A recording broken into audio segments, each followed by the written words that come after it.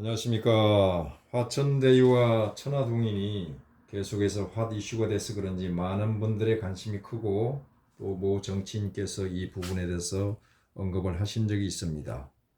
그 언급을 보면 동인과 대유는 주역의 64개 중에서 13번째, 14번째 해당하고 또 주역의 철학적인 의미와 또 대유와 동인의 덕목에 대해서만 멘트를 남기고 언급하는 그런 정도였다 이렇게 보시면 되겠는데요. 우리는 이 두 건을 회사명을 놓고 이 사건을 깊숙이 현실적으로 꿰뚫어서 관통해 보고자 한다면은 주역의 풀이만으로는 좀 부족합니다. 그래서 육교학을 빌려서 조금 활용을 해보자 하는 그런 의도가 있습니다. 화천대유와 천하동인계를 점사가 아닌 주어진 환경에서 풀이를 해보고자 합니다. 앞선 영상에서 제가 화천대유계를 놓고 오로지 점사로 본 적이 있습니다. 그때는 순전히 영감에 의한 것이고 용신 설정도 따로 정합니다. 술사가 원하는, 궁금해하는 그와 그들의 동향과 항배에 대해서 알고자 했으니까 응효로 정하고요. 점사를 뽑을 때는 반드시 시간이 있습니다. 연월 일시가 있죠. 그 위주로 통변을 했는데요. 이번에는 그런 풀이가 아닙니다. 점사가 아니고 대장동이라는 이 지명에서 암시하는 내천 대장계라는 주어진 환경 조건하에서 통변을 하게 됩니다. 그래서 보다 객관성 있는 풀이라고 볼 수는 있겠습니다. 다시 비유해서 언급을 한다면요. 이 대장동이라는 배경, 곧 전장에 화천대유 장수와 천하동인 장수가 군대를 이끌고 전장터에 투입된 거다 이렇게 보시면 됩니다. 자, 전장터에 뛰어들었으니 이것이 승리의 전장터가 될지 패배의 전장터가 될지 이것을 분석하여 보는 그런 시간입니다. 잠깐 육효에 대해서 언급을 하면 육효학은 명태조 주원장의 제갈공명이라고 불리는 책사 유기 선생, 이분이 누구냐 하면은 적천수 원본을 쓴 유배원 선생입니다. 이분께서 전장에서 애용했습니다. 그래서 백전백승의 정가를 올리는 그런 학문입니다. 육효는 어떠한 상황에서도 용이하게 활용이 가능한 실용성과 높은 적중력을 지닌 그런 장점이 있습니다. 자, 이번에는 대유계가 내천 대장계로 어떻게 변하나. 배경이 대장이니까 내가 대유계가 대유장수가 대장이란 전장터에 뛰어들었으니까 이 대장에 적응을 해야 되잖아요. 적응을 하기 위해서는 육효만 동하면 됩니다. 그러면 대장계로 바뀌는 거죠. 자, 그 다음에 동인계가 대장계로 바뀌려면 2효와 5효와 6효가 동하면 됩니다. 자, 그러면은 화천 대유계부터 한번 보자 이겁니다. 주체인 세효에 뭐가 붙었나? 이번에는 이제 그 점사가 아니니까 개의 주체를 위주로 통변을 하는데 문부가 붙었네요. 문부는 사업이나 일의 계획, 기획, 진행 이런 걸 뜻합니다. 이 응효는 뭐냐면은 주변 환경, 대상, 조건 이런 걸 뜻합니다. 여기서 사화 관계가 동해가지고 화생토하고 있으니까 얼마나 좋아요.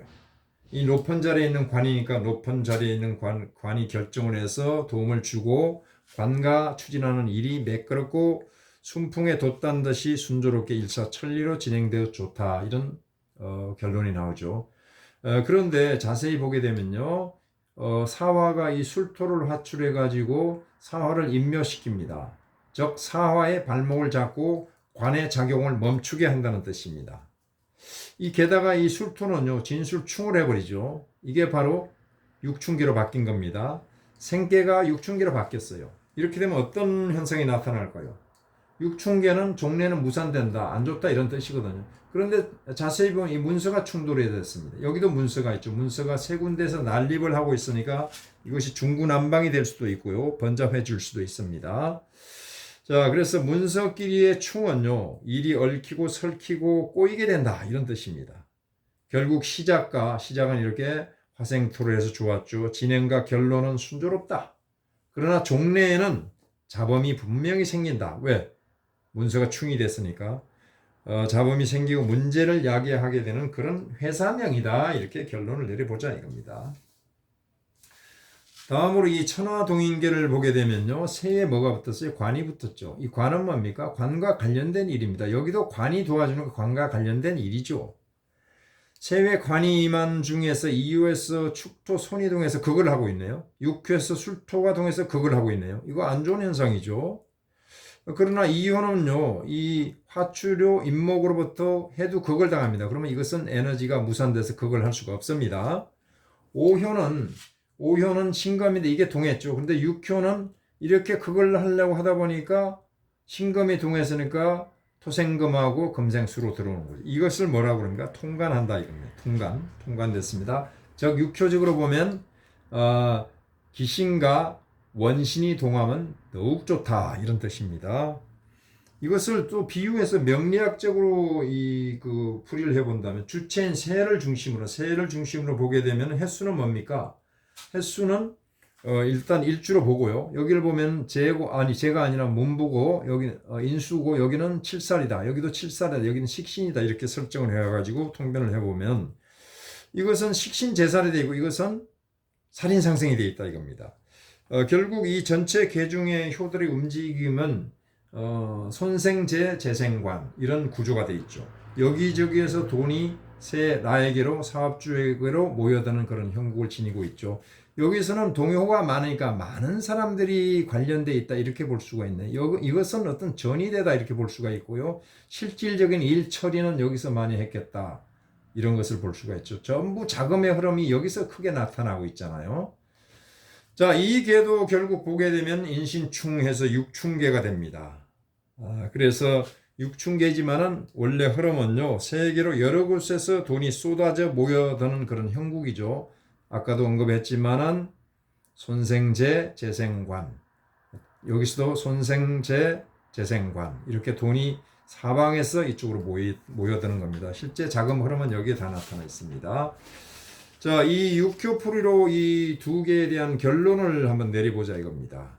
화천대유는 관과 협조가 잘 되고 일이 순조롭게 진행됩니다. 그러나 종국적으로 잡음을 일으키는 상호나 회사명이다 이렇게 볼 수가 있습니다. 천하동인은 크게 이득을 챙기는 거죠. 이렇게 보면요. 그런 회사명입니다. 그러나 동인계도 이것도 육충계가 됐어요. 육충계로 변했습니다. 그래서 결국 두 회사명이 모두 대장괴라는 이 대장에서 나온 지명의 조건 하에서는 잡음이 일어나는 것으로 결론이 납니다. 여기까지 하고 다음에는 바꿔서 통변을 해보겠습니다. 감사합니다.